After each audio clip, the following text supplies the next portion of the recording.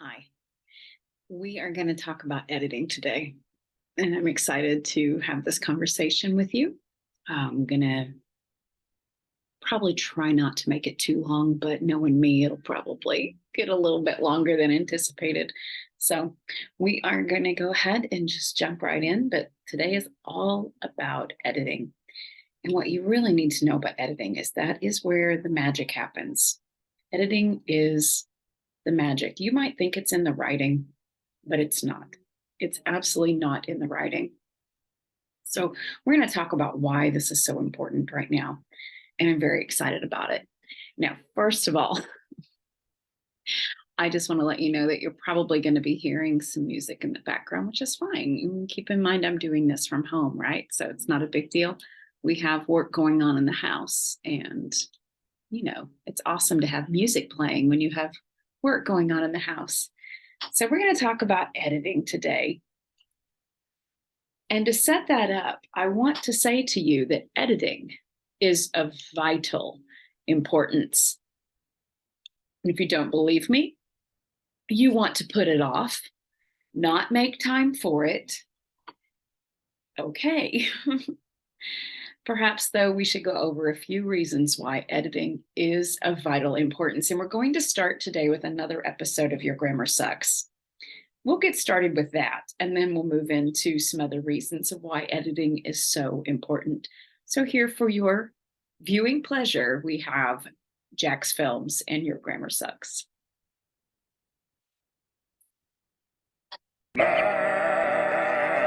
YouTube should bang this channel. Does the girl have to be conscious to get pregnant? I will sing this in pubic. That's a promise. Danebo, do why exposed when how effects? That is ow. Stud it. Stop it. I hope my girlfriend don't watching this. Some people, what I know, doesn't like this song. What a assholes. Some people, oh, what? I know, doesn't like this song. Anthony is not racist, he has a picture. Or a black guy. Did you see his eyes sparkle in his eyes? Dame them, bitch, slaping wall monster. I've been basting 8.5 years of my life in school already. Not really a Spanish break? I can't hear this without thinking of Simon Pegg beating a zombie with the pool. Okay? Oh well. Don't call me a fuck, I'll ever know better in school than you. Thumbs up if you don't have seen this, and will never do. I'm underage. I lugged so hard. For the pebble that don't know, Vids is a remembrance of Titanic. It most be terrible to life at war. Mermaids is not beautiful. They is disgustings. I can. It is a costume. How? That's a good costume. Your grammar sucks in real life. Hamburty. Everything's a goodbye. We delivery. Ask about our meet and groom. Ask about meeting our groom. Don't use caution.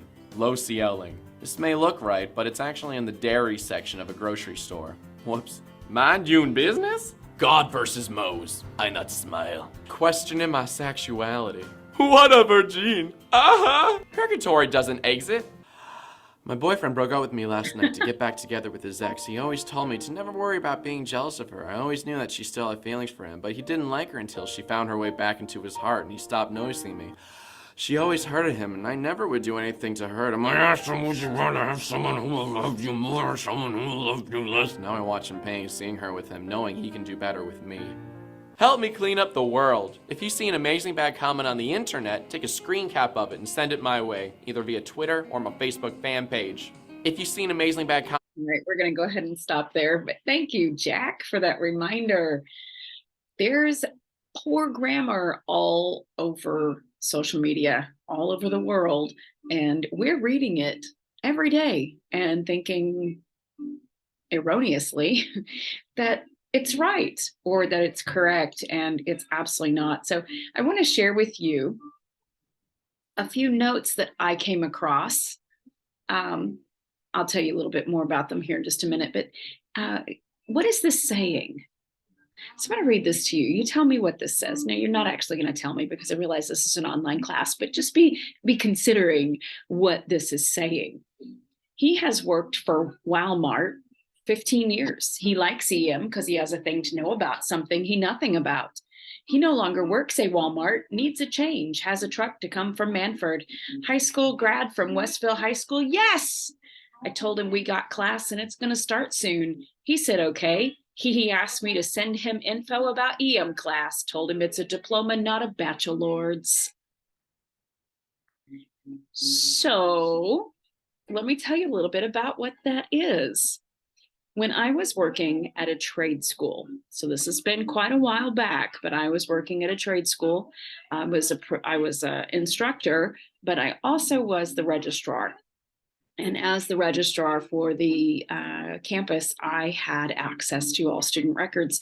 And we had this program similar to Starfish here at TCC. I'm not sure if you're aware, we have Starfish, and that's how I can communicate with some of the departments to let them know if I have a concern about you, or, if you're struggling in certain areas or whatnot, we can share information with one another. We can also share information with you.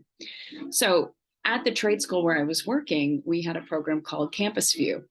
And inside Campus View, every single interaction you had with a student, I'm not exaggerating, every interaction that you had with a student, you had to keep records of. And so I was constantly creating records. Well, so was everyone else who worked there. And what you just read here, this was written by the director of the admissions department. Keep in mind, for a college, the director of admissions for a college, and this was not an isolated case. Here's another one. Wants to come in, said he can, be in soon, can't, won't, can't tour long because had to other thing. I said, okay, if you will, also said the classroom space and also be a lot better, if not more. Now, I took a breath. There's no pause in there. There's no punctuation, but I couldn't get through that without taking one. So one of my friends at that former workplace was an employee, and he was in the admissions department. So this fellow writing these was his boss. So needless to say, anytime he came across one, he had to come and share it with me because I was an English teacher in the evenings. So, oh my gosh, we laughed and giggled far more than we should have. However, on the serious side, it's really not that funny. It's actually quite painful that this was the director of admissions at a college. Here's another one. Wife said he has not got GED. Of course, it's written GED. Yet told her he need to call me whenever we can try to figure out whenever he can go place to take it. She said, okay. I told hire I to call back to see if maybe Tuesday or Wednesday or Thursday, but not Friday. She said, okay, but I told her maybe Friday it won't be open, which she told me is good idea. I had 7. Now I have no idea what I had 7 means. I really don't know what much of that means. And it's funny, but at the same time, it's not. And let me just say, he did not stay employed for very long. These kind of things were found out by upper management, not because of anything I did, but because everyone could see what was going on inside that software, no matter what level they worked. So, yeah, it was bad. But had he taken the time to edit his work before clicking upload, this wouldn't have been an issue. So those unedited notes were on a work server and software, keeping in mind he did not stay employed. So these issues are everywhere. So edit if you, well, don't edit if you don't want to, but you might end up in an English teacher's PowerPoint. Just be aware of that. Also, just understand it makes you look a certain way when you're putting yourself out there in public and there's lots of errors. You are making yourself look a certain way. And I don't want to use any particular language to describe what I mean by that. But I do want to say that if you do take the time to edit, you will come across as professional. You will come across as caring. Someone who cares, someone who has drive and ambition, someone who understands the importance of professionalism. So I'm going to show you some more examples of why editing is important. For instance, We sail RVs. Do you? Do you sail them? Or do they mean we sell RVs? Well, we all know that means sell. I have more. Are you ready for this?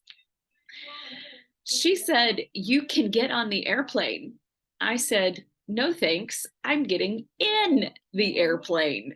Ha ha, yes. On the airplane would indicate on the outside, standing on a wing, up on the top of the airplane. Not, we want to be in the airplane. The cannons be ready, Captain. Are. The cannons are ready. Those both made me giggle. Those were sent to me by former students. So here's one. This is an example of things that I come across in essays on a regular basis where you will be writing a descriptive sentence, perhaps, but when I read it, it's kind of entertaining in the sense that we're not always modifying the correct things with our words. And this is one of those instances where if you read it out loud, you're going to hear issues that you're not going to see with your eyes. So let's take a look at this. Let's think about this. I belong on a beach with messy hair, tanned skin, and a margarita watching the waves. Think about what that says. I belong on a beach with messy hair. So the beach has messy hair, tanned skin, and a margarita that's watching the waves. So here, I drew a picture for you. I am an artiste. So we have a beach with messy hair, tanned skin, so I made it brown, and there's a margarita watching the waves. I thought that was fantastic. Now we could reword this, right? We could say, with messy hair and tanned skin, I belong on a beach while I hold a margarita in my hands as I watch the waves. Now that's a little wordy.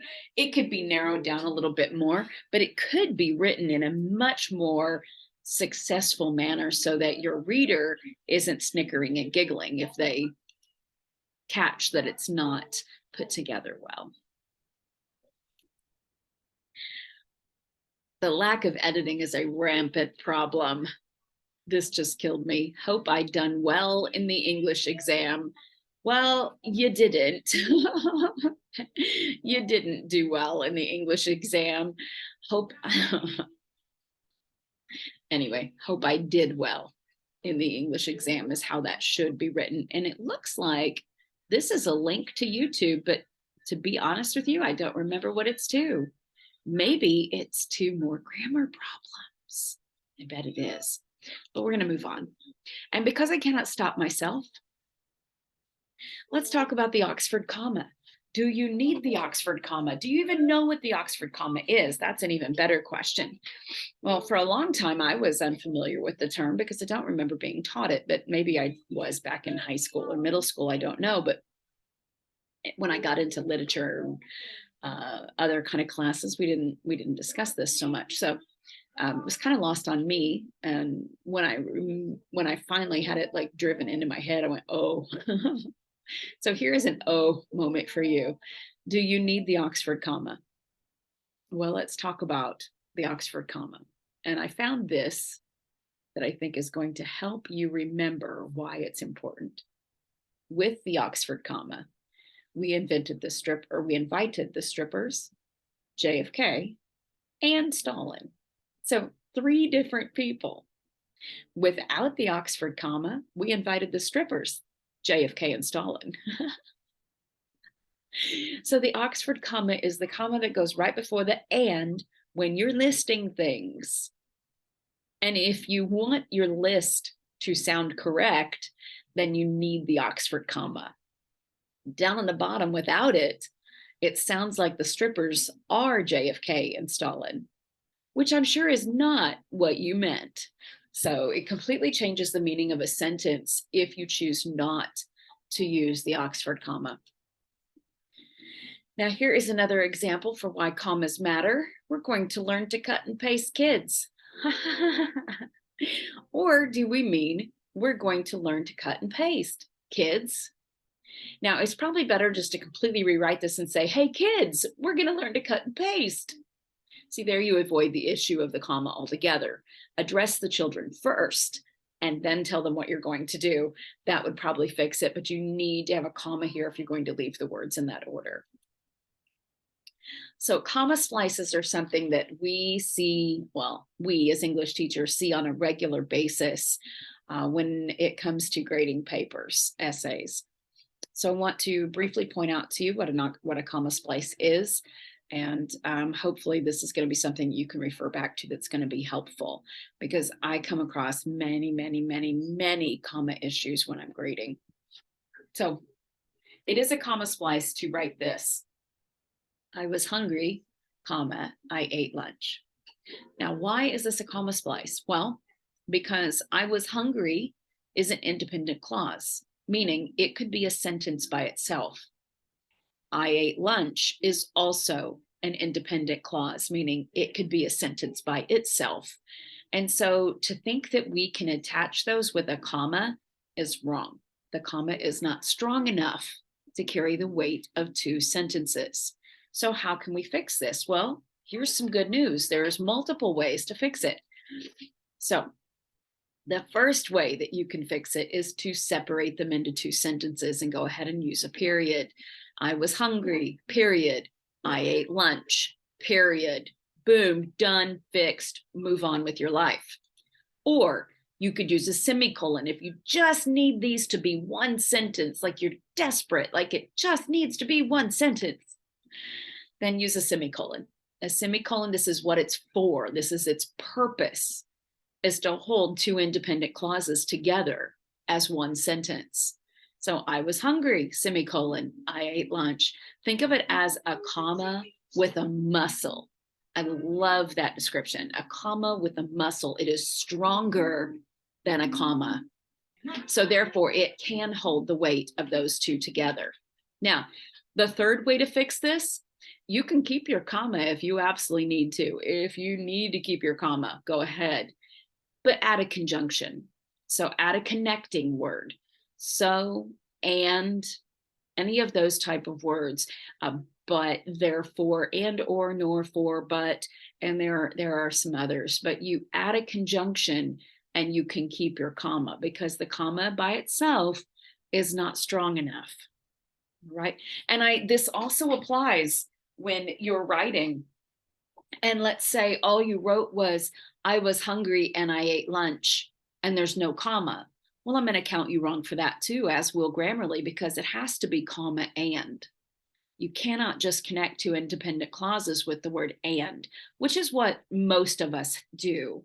And as I'm talking about this, I'm thinking I need to add that onto this slide right here, because that is a mistake that many, many, many students make. And so well, I'm not going to do it right now, but that's something that I need to address. And you'll see that when I'm grading your papers, I will mark those on a regular basis, because I want you to understand when you're using independent clauses, there's particular punctuation that you need to be using, either a period, just separate them into two sentences, or use a semicolon if you absolutely need them to be one sentence, or add the conjunction. If you've got the conjunction and no comma, add the comma. But if you've got the comma and no conjunction, add the conjunction.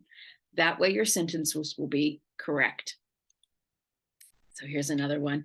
If you don't think punctuation is important, try forgetting the semicolon when you tell someone, I'm sorry, I love you. So without the semicolon, shame on you. I'm sorry, I love you. Oh, that's terrible. It's absolutely terrible. Don't forget your semicolon. Now, some more signs from public spaces. Why editing is so vitally important. Fix your sign, right? I'm not going to read that one out loud. I know you can see it for yourself. How about this one? Please do not drink, eat, or discard diapers in the exam room.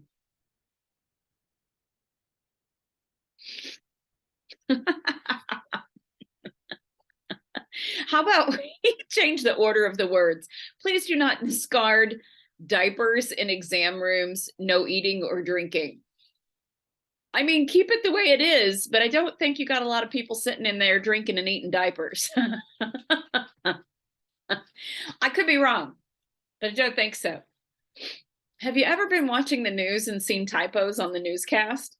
Oh, I have. It happens on a regular basis because we get in too much of a hurry and we don't take time to edit. It's not just you. This is a rampant problem, but it's one that you can begin to correct for yourself, especially before you go work for the news and write things like this. Oh, hey, I'm going to go to the store, you guys. Do you want me to get you some of these? Do you need some mini dog nuts? I can't. They're trying to say donuts. Make sure you know how to spell donuts. If you're going to write a donut sign. And always be prepared for school with some supplies. Supplies are important to have for school.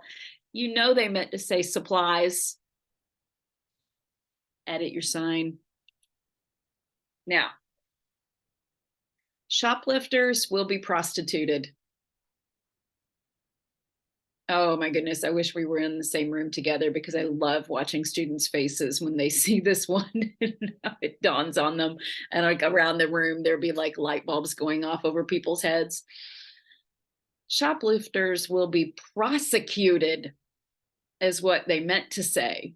But hey, maybe, I don't know, maybe this would cut down on shoplifting. That's terrible. But they meant to say prosecuted. Now, this one, I think someone who had has their medical card wrote this sign. Imagine more snacks than you can imagine. This is not effective repetition. Now, here is a community education center letting you know that their teachers make a difference.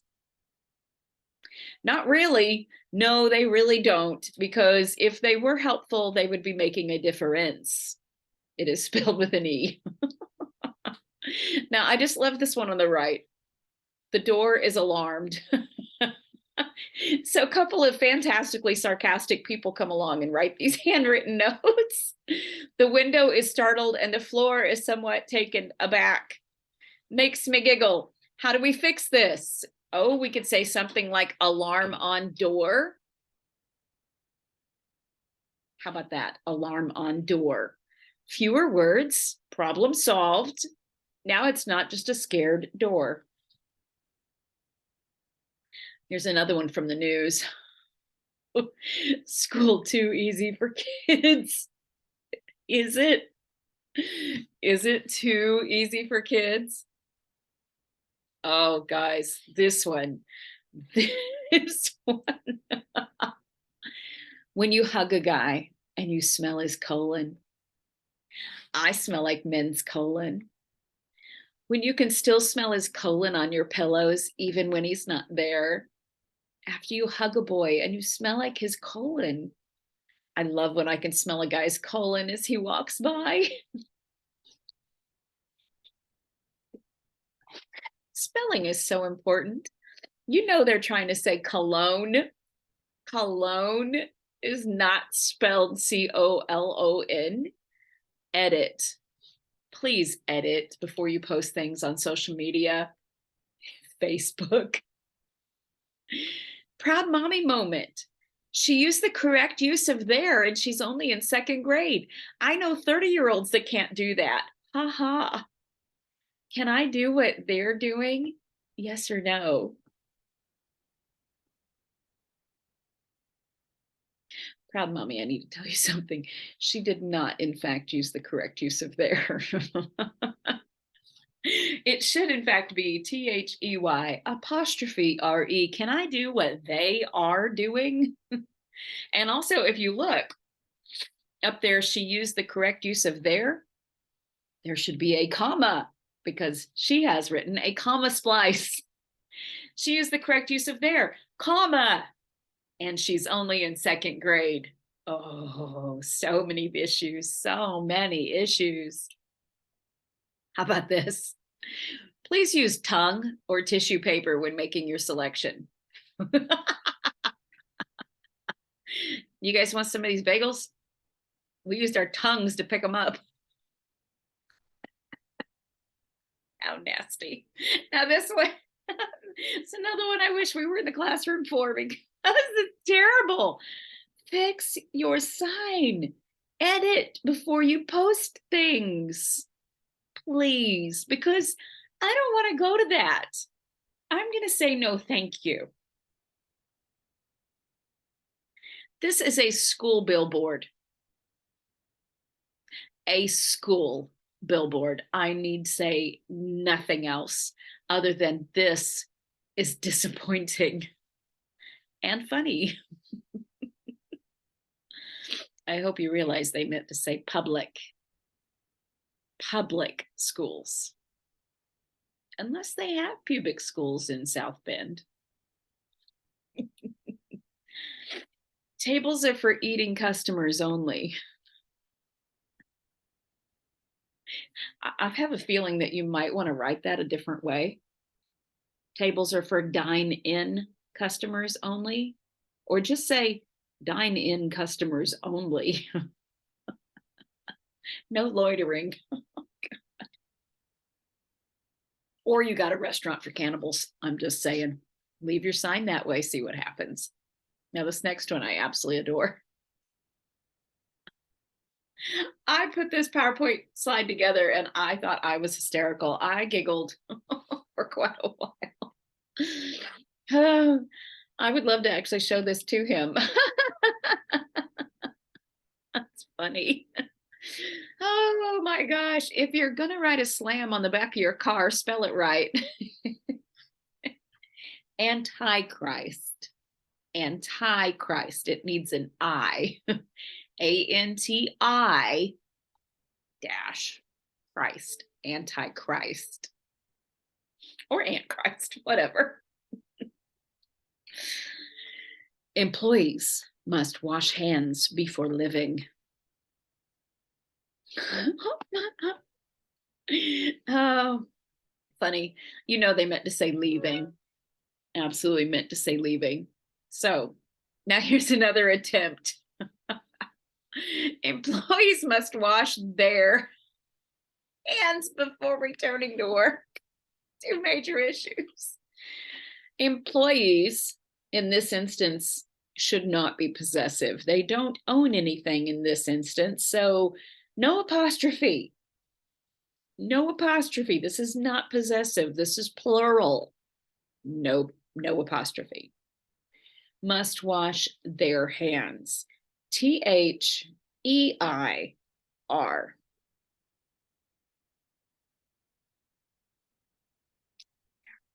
Okay. A lot is not a word. You do not write a little, a bunch, a cantaloupe, or a pork chop. Stop writing a lot. It's two words.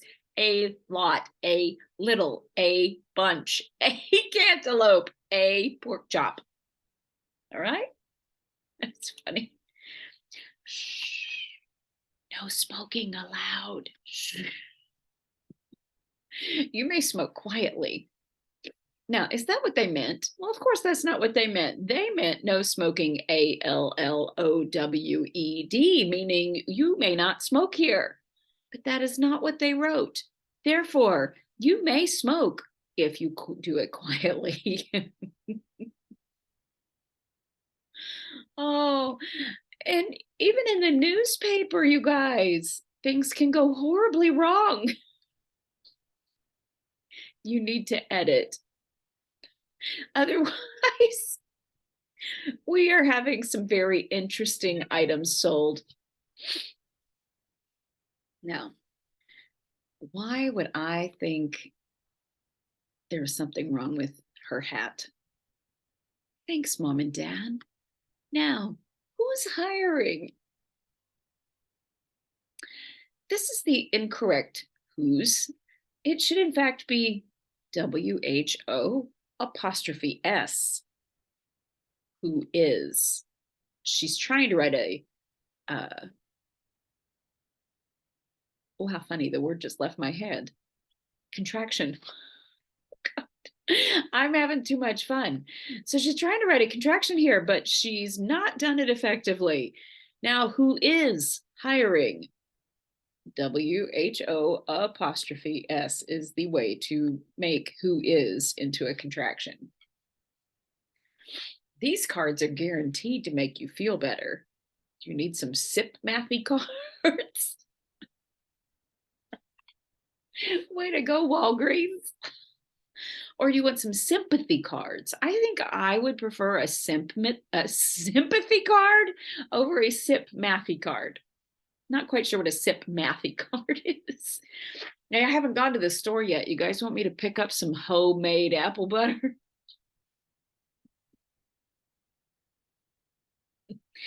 I have to tell you, for my 50th birthday, I received, I think, my favorite gift ever. For my 50th birthday, a student in one of my classes bought a jar of apple butter and she put a homemade label on the front, homemade apple butter, and gave that to me for my birthday. Like to died. It was about the funniest gift I ever got. Seriously, like my favorite thing ever. It's in my office. If you ever stop by my office, it's there. You'll see it. I'm not sure how long that jar would be decent on the counter because I'm not going to ever open it. So it can sit there forever, I think. Here's another one of those sentences when you don't put the words in the correct order, it says something altogether different than what you intended it to say. So let's read this together. If we were in the classroom together, I would draw this on the board. But in the mood to be eating fresh fruit on a balcony in Greece, wearing a bikini with a glass of champagne in hand, looking at the sea. Here we've got another glass of alcohol that's staring at the ocean. Not quite sure that's happened again. But we have a balcony in Greece that's wearing a bikini. Well, that's an interesting balcony, isn't it? And the balcony has a glass of champagne in its hand. First of all, wasn't aware that balconies had hands. But that's an interesting picture, is it not? And we've got a glass of champagne that's looking at the sea. So your order of words matter. And this is one of those reasons why you need to read what you write out loud. When you read this out loud, you're going to hear these mistakes. Whereas if you're just looking at it, chances are your eyes are going to glaze right over them. So read it out loud. Now, one day when I was grading papers, I came across this sentence in a student's essay. It's going to be a great day. I love my life. My husband and I look good. And that is the way the punctuation was in the sentence. Now, the punctuation is incorrect because there is a comma splice here. So that stopped me. It's going to be a great day is an independent clause. That needs to be offset by itself because I love my life, my husband and I look good is also, well, is two more independent clauses. So we have, it's going to be a great day, has a subject and a verb. I love my life, subject and a verb, another independent clause. And my husband and I look good, another independent clause, subject, verb. Full sentences, 3 of them in a row, stuffed between the beginning and the end. So I read it and I immediately stopped because comma splice alarm went off in my head. So then I got to looking at it and I could not figure out exactly what she meant to say. So here are different options for how it could be corrected. It's going to be a great day, period. I love my life, comma, my husband, comma, and I look good. Could that be what she meant? I love my life, my husband, and I look good? Or did she mean this? It's going to be a great day. I love my life. My husband and I look good. Is that what she meant? Or did she mean, it's going to be a great day, semicolon, I love my life.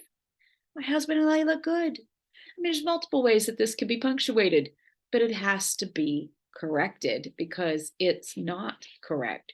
So does she love her life and her husband and think she looks good? Or does she love her life and she thinks she and her husband look good? I'm really not sure.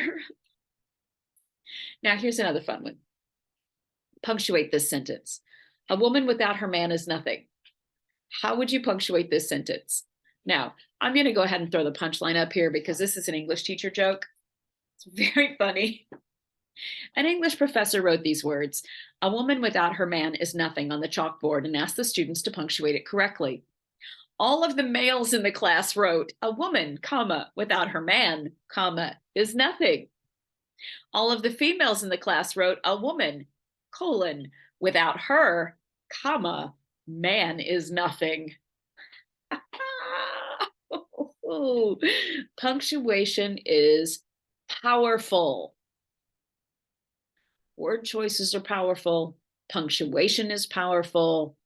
The meanings of things change completely with punctuation and without punctuation.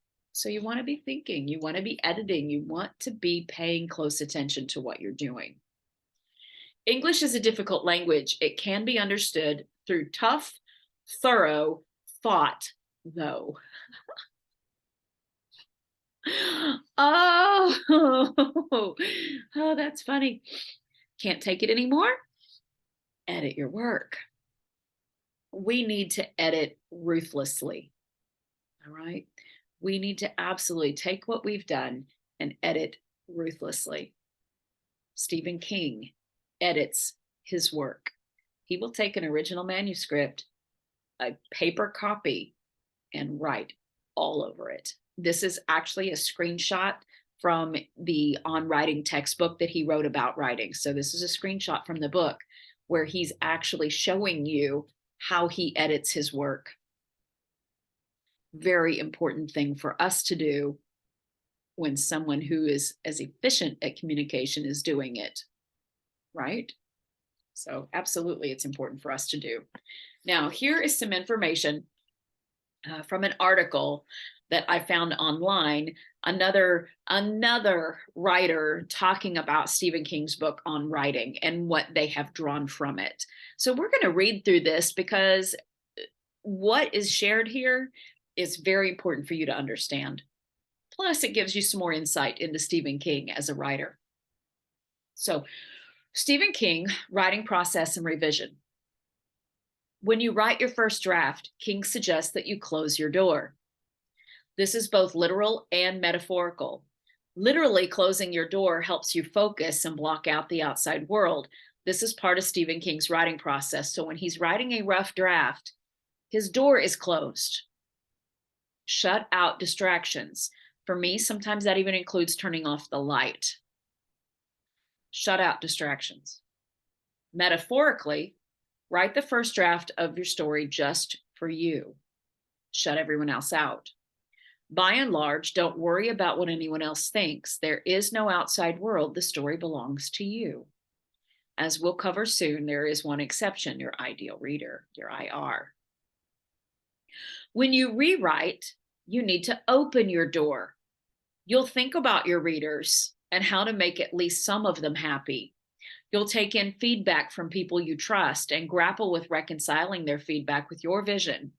Stephen King's writing process depends on this feedback. So when we write with the door closed. We write just for ourselves. Close the door, just write. When we edit, they're using the word rewrite. When you edit, have the door open. Be open to outside feedback. Be open to what needs changed and rewritten in your piece. Here's Stephen King's writing process from beginning to end. Write and finish the first draft with no help or advice from anyone else. Their well-meaning words can trigger self-doubt if critical or make you complacent if positive. Write as quickly as you comfortably can. This keeps your enthusiasm high and limits self-doubt from creeping in. I love this advice. Write as quickly as you comfortably can. Absolutely. When you finish the first draft / rough draft, give the story to anyone or the essay to anyone who's been dying to read your work, but demand that they not discuss your writing with you until you're ready to. You need to take a break from your writing. So have someone else read it. but don't talk to you about it for a day or two because you need time to disentangle from it. Take a few days off. For you writing essays, that's going to be 1 or 2. Have fun and relax. When you're ready, go back to writing, but write about something totally different from what you just finished drafting. Stephen King will take at least 6 weeks off from a draft. Work on shorter pieces like novellas or short stories. So do some other homework in this time. Have some fun. Do something else. Focus on other things. During this time, resist the temptation to read your draft. The point is to get distance from the draft so you can be a more objective critic when you revise. So you can be more objective when you edit. It'll be easier to kill your darlings. Now, that is Stephen King's language. He says you need to be objective in order to kill your darlings. And how that relates to us with essay writing is you need to be objective so that you can see your mistakes, so you can see the places that need edited. Because if you just use your rough draft and you don't ever take the time to edit or look it back over, there are going to be issues all over the place. There just are. No one writes a good first draft. No one. Not even Stephen King, who has sold over 350 million copies of over 60 books. So if he can't write a strong first draft, then you can't write a strong first draft. And that is nothing to feel bad about. That's nothing to feel down on yourself about. That's just awesome. That should free you to feel like, okay, all right, I can be just like Stephen King here, right? Because he doesn't write a great first draft. I don't write a great first draft. But what he does that sets him apart is he disentangles from it emotionally, whereas you're going to hold on to it real super tight and not listen to me. He puts it away because he understands there's strong emotion attached to it for him. He's too caught up in it. He's too worried about it. There's too much anxiety, just like you, just like me. So we put it away for a couple of days. Then you get it back out when you can be objective and look at it as just words on paper. It's just words on paper. It's not you. It's not a reflection of you. It's just words on paper. So how can you make them best? Well, you can't do that when you're emotionally entangled to it. So finally, go back to your draft. By this point, it should feel oddly familiar yet unrecognizable, like the work of someone else who writes suspiciously like you. Read the draft in one sitting if possible. Note fixes for specific issues like grammar and usage, deleting adverbs, plot holes, and character motivations. Also, ask yourself big picture questions. What is the story about? For you, that would be, what is this essay about? Is there a theme? Where is the theme? Where is the thesis? Can I find it? Will my professor be able to find it? Ooh, if I can't find your thesis statement, there's a problem. Are there recurring elements? Is the essay coherent? Is it easy to understand? Is it organized? Does it make sense? Those are all questions to ask yourself when you are objective. Go back through and revise for your second draft. Fix the small specific issues and polish your big picture ideas. Once you define your theme, add scenes and shape the story to strengthen your theme. So you're going to need to add some things at this point in your second draft. Add some things, take some things away, fix the grammar issues that you find, etc. After you finish, give that draft to a small group of readers you trust. And for us, that's going to be our peer review groups. You might also want to consider who outside of class can be a part of your peer reviewing. The Writing Center, always a great idea. Family members, friends, people that you trust to be honest with you. Incorporate the feedback as you like. This can be your next draft or even your final draft. Use however many revision cycles that you're comfortable with. King's standard process takes 2 drafts and a final polish. For Stephen King, the writing process is an extremely important part of writing, and it should be for us as well. We write our rough first draft, we put it away, and then we get it back out to edit. Editing is so important. Now, here's another article that I found that I thought was really awesome. The Myth of One and Done: Why You Need to Edit Multiple Times. The end. You've just finished your manuscript. Time to pop the champagne and celebrate. You're an author. Not so fast. Yes, you've just made a major accomplishment and one that's worth celebrating, but the work of becoming a professional writer isn't done yet. I know you guys are out there going, I'm not going to be a professional writer. I don't plan on being an author. This all still applies. It's about writing, and you are doing writing. You are communicating with words on paper. So it applies. That's because professional writers know a secret that aspiring authors might not realize. Editing is just as important as writing, maybe more so. And that's what I've been saying all along. A finished manuscript is not a polished manuscript, and editors, agents, and readers want a polished manuscript, a finished product that lives up to the quality standards that we've come to expect. So whether you're writing fiction, nonfiction, a blog post, a magazine article, or any other piece of professional writing, you need to edit your work. Ta-da! Boom, drop the mic moment. We could just stop it. And you need to edit it multiple times. Why edit multiple times? Writing evolves as we work on it. When you first started work on your piece, it probably didn't look too much like the final product you've just finished. New research, new inspirations, the twists and turns of plot and characters development may all have contributed to shaping how the final piece turned out. Editing also shapes how your writing evolves. When you change one detail for continuity, you may have to change other parts of the manuscript or the essay, and that ripples through the whole work. In effect, each editing pass creates a new book or article that you'll need to read again with fresh eyes. This might seem intimidating. When does it end? Don't worry though, there's a point to all of this. By following a multi-stage editing process, you can polish your work to the kind of shine that will impress the heck out of anyone who reads it, agents and editors and professors included. Let's take a look. The stages of editing. Here's another article. So at the bottom of all of these, you've seen hopefully down there in blue, that's the link to the article online. So the stages of editing.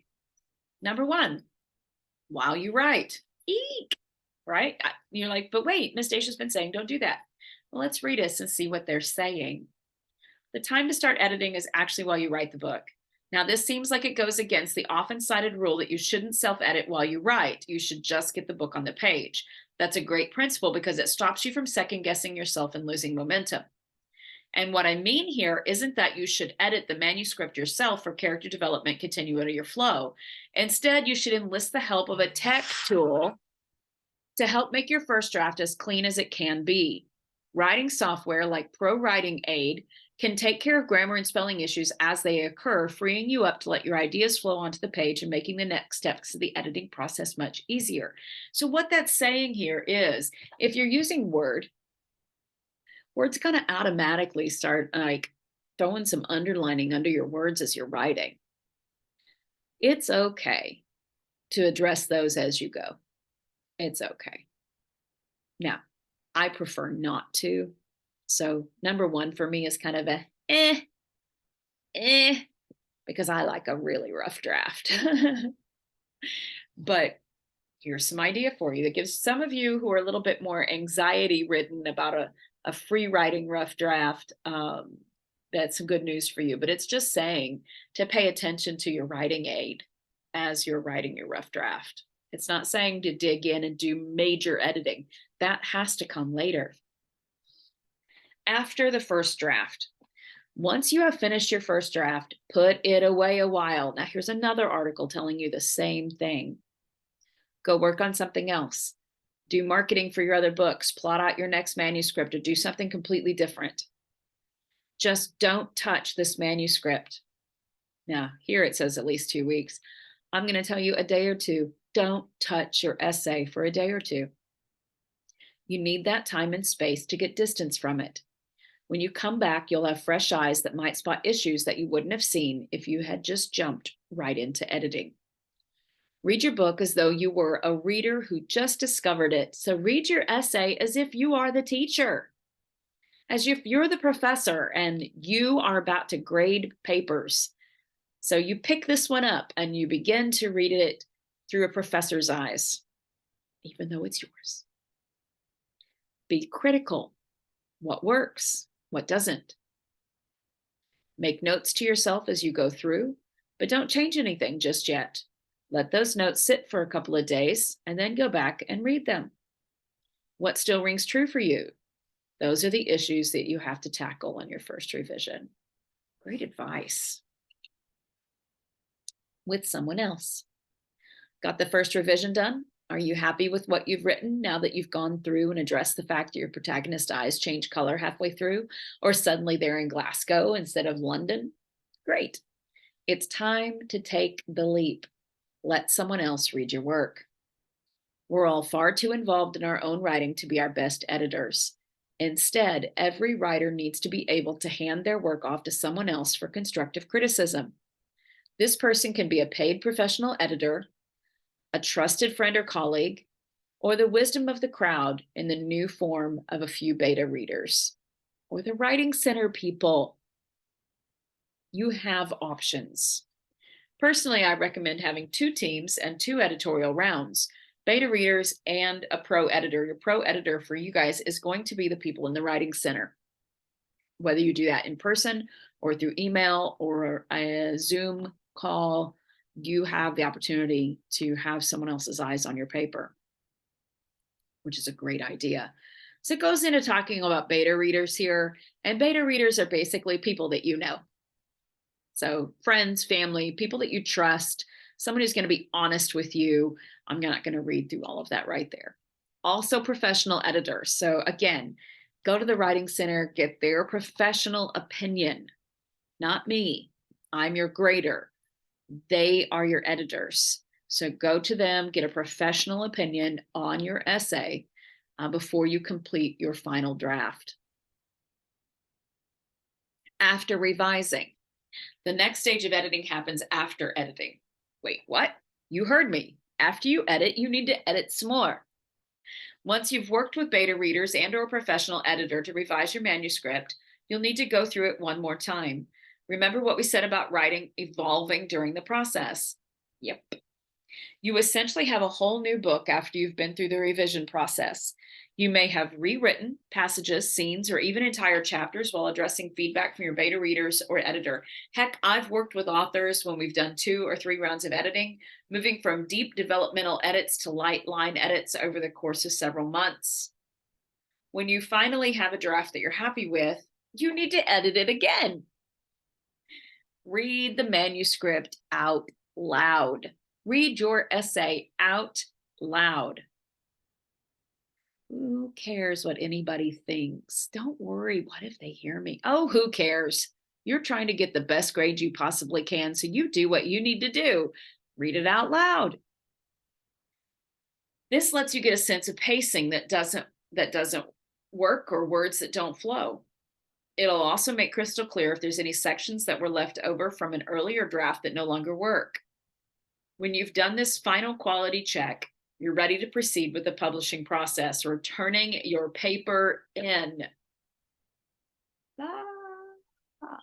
That's when it comes to me. I just finished, before making this video today, I finished the 4th class of Comp 1 essays this morning. Over the 4 classes, there were multiple essays that I got about a paragraph or 2 in, and I just stopped. And I downloaded the papers, threw them into Grammarly, looked at the score Grammarly gave those papers, and then copy pasted all of the Grammarly shots into comments for the student and used Grammarly's grade along with whatever else needed to be taken off for those students. If you're not taking time to edit your paper, that says a lot to me. It also says something about not being concerned about my time. So instead of taking 30 minutes or longer, sometimes it can take up to an hour to go through one student's essay. So I've come to a place where if I recognize that there are going to be many grammatical issues in someone's paper, because I pay for Grammarly Premium, I'm going to use it. And so I just throw papers over there and look at the score Grammarly gives it. I kind of check to it, make sure it's accurate. Yep, it's accurate. So then I'm going to screenshot the whole thing and send it right back to you because you didn't take time editing. I'm not so sure I need to take time correcting all of your mistakes myself. I'm going to show you how quick and easy it would have been for you to use Grammarly by sending you the Grammarly screenshots. So you take the time to do that before it gets to me, your publisher, then we're going to be good. We're going to be good. Editing is so important. And this is for work too. This is for your work life. It's for everything. After layout, once you've gotten a contract or prep for self-publishing, there's still one more stage of editing to do. After a book has been laid out, it should be proofread one last time. That's because a lot of things can happen during the layout process. A word can be broken between two lines. A V can be inserted when someone missed a key trying to use the paste shortcut. Chunks of a sentence can get scrambled when someone is adjusting drop caps or images. So no matter what, whenever you have a laid out book that's ready to upload to your digital print service of choice, edit it again. You shouldn't be changing plot or structure at this point, just proofreading for typos, glitches, and errors. There will always be some mistakes left in a book. We're human after all. But this final editing pass can really work wonders for producing a clean and professional end product. And we're no different when we are editing for school papers. We want to take our time and understand that editing is the most important part. You want to get it tight. Editing can seem tedious and boring compared to the thrilling work of creating a book in the first place. But believe me, it's worth it. Readers know the difference, and I highlighted this because this might as well say professors. Professors know the difference between a professional production and a shoddy slapdash amateur one. And they'll let the world know in their reviews. Well, I'm not going to let the world know. I'm going to let you as individual students know. I'm not going to ever announce to the class who did a good job and who didn't, who I can tell stayed up and did it the night before, has been up since 3 o'clock in the morning writing their essay. I can tell. So just know that taking time is a good idea. So here's a link to that article in a PDF format, but then there's also the link to it online. And that is from ProWritingAid.com.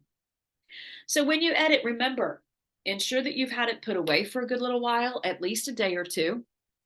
Read it out loud. Read the whole essay out loud to yourself so your ears will hear things that your eyes don't see. Run Grammarly, grammar check, spell check, etc. Whatever you find out there, run a grammar helper. I found grammarcheck.net/editor.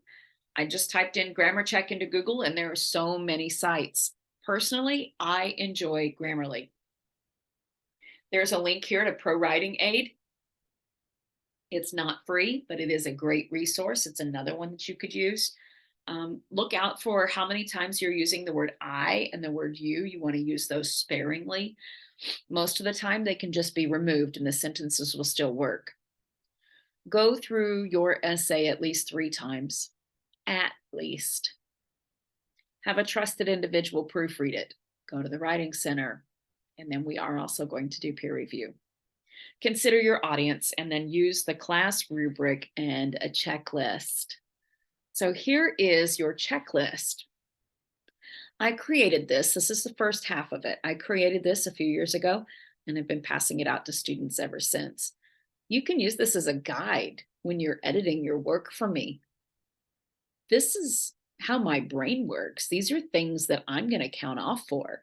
These are questions that I would ask you if I were sitting down with you in a writing center environment.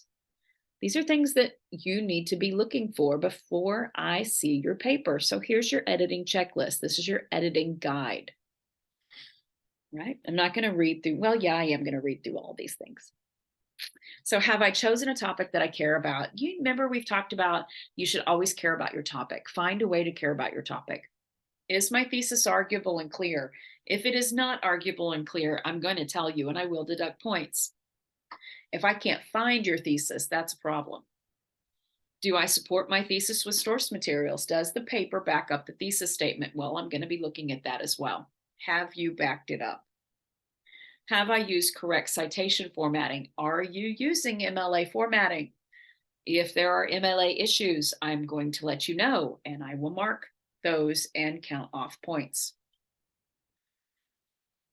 Only 1 to 2 citations per page. That is a general rule of thumb for me.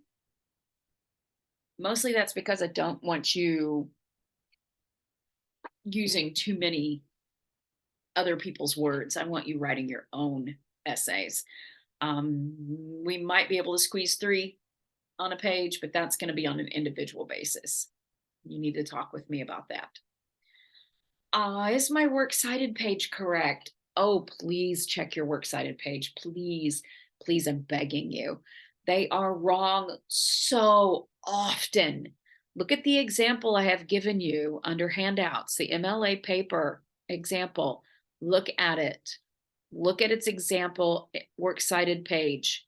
That's what yours should look like. Exactly. So please, please, please, I've given you what it needs to look like.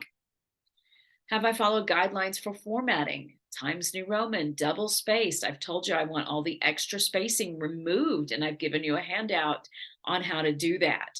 So please make sure that you are following those procedures. Have I used at least 1 example? Are you telling stories within your essay? That's an important part of effective argument, is telling stories, using examples. No questions in essays for my classes. No questions in essays for my classes. I will count off every time, don't care.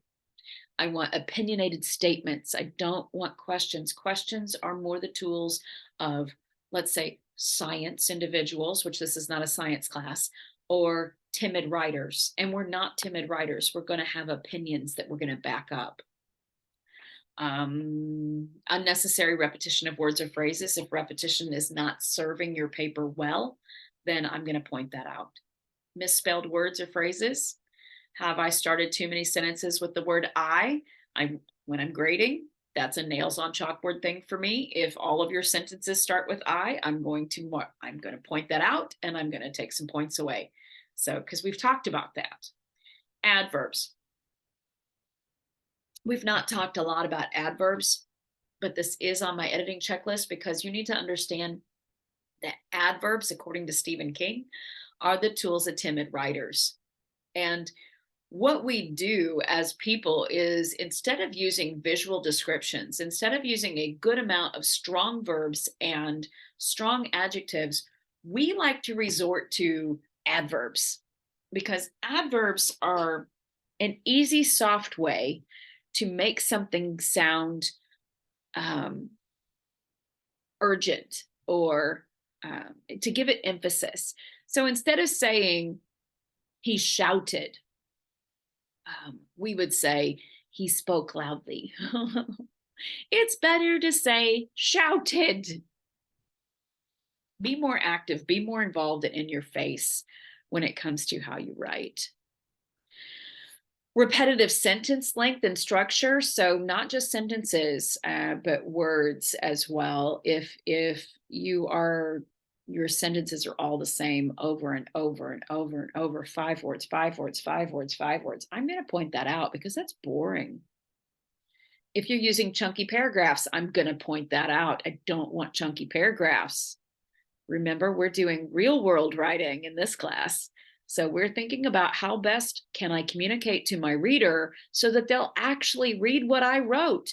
When you give me big chunk paragraphs, I don't want to read that. But guess what? Grammarly will.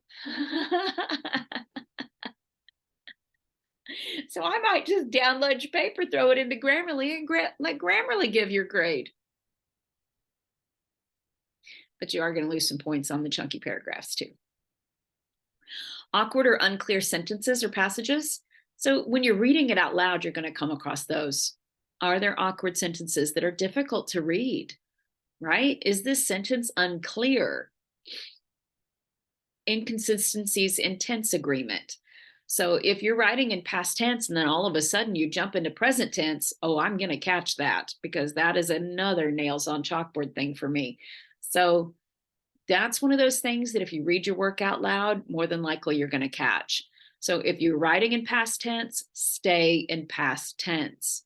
If you're retelling a story, it's easiest to do it in past tense.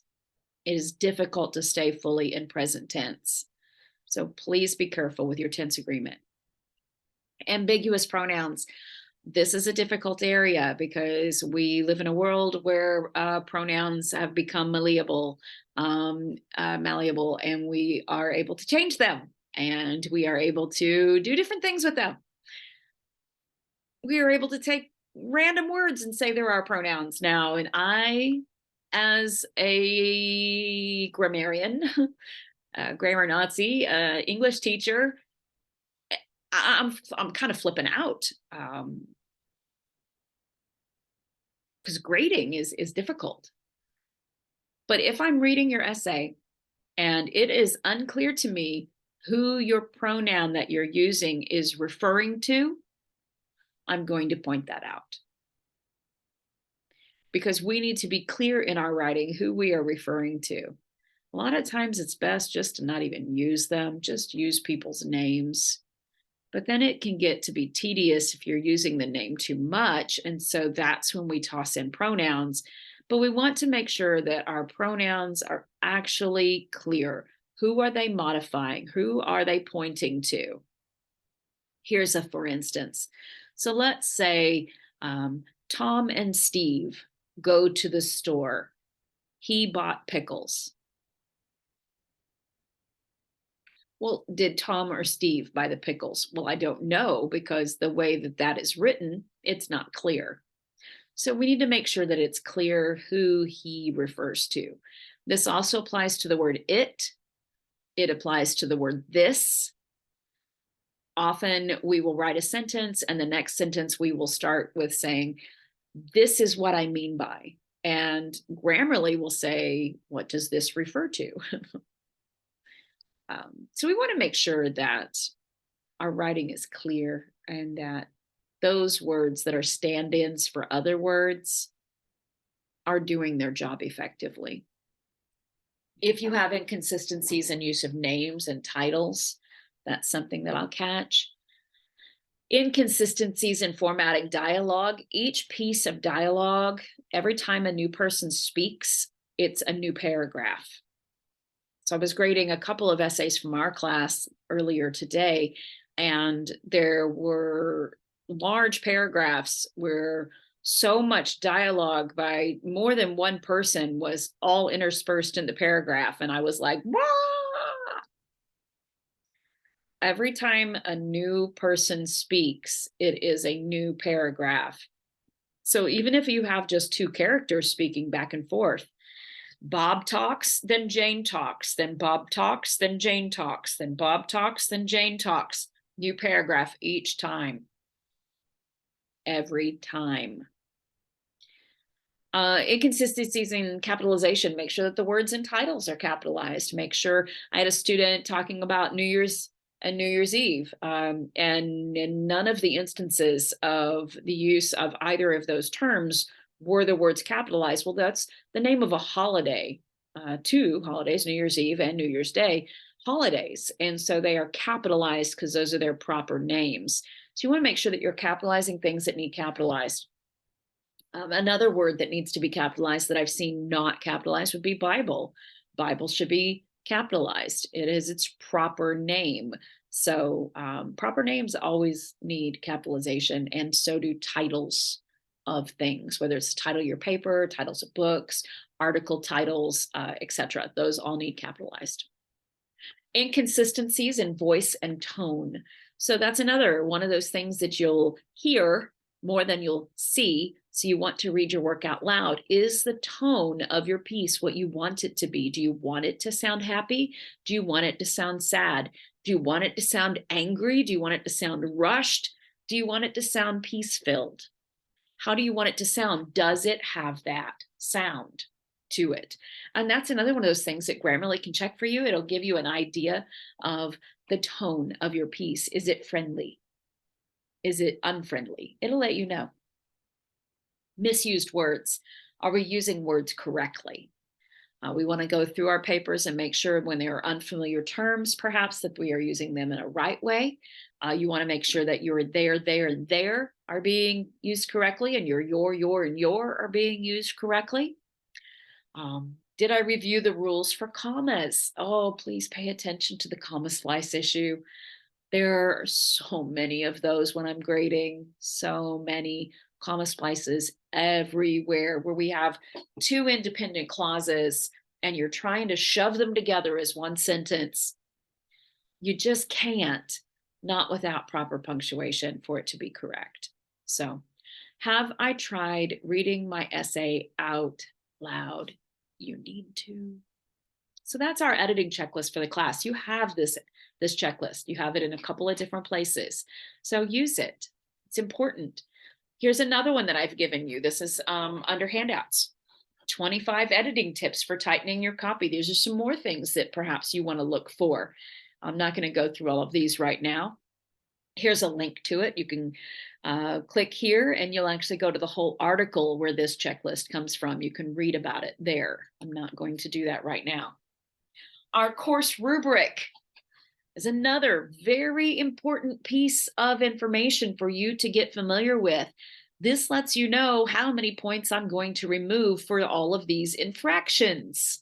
And I don't want you looking at this going, oh my gosh, that's so many. Well, it is so many, but at the same time, these are things that if you're doing MLA format correctly, and if you're paying attention, you're running grammar checker, and these should be taken care of. So these really apply to people who aren't using their tools. Another one that's very important down here is if the essay is not the assignment that I requested, I am going to just 30 points right off the top of your paper. I had that happen. I don't know if it was our class or another class, but this was to be a narrative essay. So you're just telling a story. I said nothing about it being a 5-paragraph argument essay. And I had someone turn in a paper that was an argument essay. And I was like, that's not the assignment requested. There were 30 points right off the top of that one. Just boom, gone. Which is a shame because that's an immediate 70. And more than likely, there are going to be other points removed. So that's an automatic D on that paper. Been really a shame if it had been a grammatically perfect paper with that immediate 30-point deduction, because then you're sitting with a C- and everything's been done well. Oh, that's so sad. But I can't waver on this because an assignment is what an assignment is. It is what it is. As far as this is what the professor asked for, that's what you do. So we need to pay attention to our assignment instructions and make sure that we're doing exactly what was requested of us, and ask questions if you are unsure. So that is your rubric. Please make sure that you have read through it, that you understand these are the things that I do take off points for. There are some that I see that aren't even on the list and that I need to add to make it longer, which is just horrifying, I know, for students. And this is generally how my brain works. These are the things that are the point values that I give to these things. And so be familiar, please. Absolutely be familiar. Editing is a must. Accept that editing and having a second pair of eyes on your work can help you shape your message so that it's understood. When you don't rely on your own editing and on a second pair of eyes, the results can be and often are and will be disastrous. If you don't think so, you may not realize how many people lose trust in you and unsubscribe, delete, or even block. They just don't trust you when you miss an important mark on a paper, or it's obvious that you're not editing. That will change the way someone looks at you. Get it right the first time, because it's often the only chance that you get. For your own sake and the sake of those who have to read what you write, edit your work. Someone's going to put their eyes on those papers. So edit your work.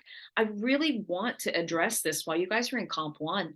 Let's deal with this now. Let's get accustomed to editing now, so that when you move on from my class, and many of you are going to go on to university, those professors are not going to have grace. I want to have grace. I'm going to lay out these values for you and these requirements for you. And then I may harshly grade your paper, but if you talk to me about it, I will give you an opportunity to fix it. Because the whole goal for me here is for you to learn and for you to leave this class prepared to do effective essay writing as you move forward in your college career. That is my goal. So I'm going to stop us there. The in-person classes will be doing practice edit with a piece that I wrote. However, this video is for the online only course, and so we're not going to be able to accomplish that together. So I hope that this has been motivational. Please take time to edit your work if you want to produce good results. If you're not concerned about producing good results and you're just trying to get through the class and get a passing grade, keep in mind, I have to spend time with the paper that you throw together. And I would like to think that you could think of me in that moment, think of your other professors in that moment when you're just throwing it together, that we actually have to read these things. So take some time with it. Spend a little time with it, please. I'm asking for your consideration, not only for me, but for yourself, mostly for yourself. Like, I'm a byproduct here, but I am where your grade comes from. So communicate, communicate, communicate. Reach out with questions. All right. And edit. Always edit.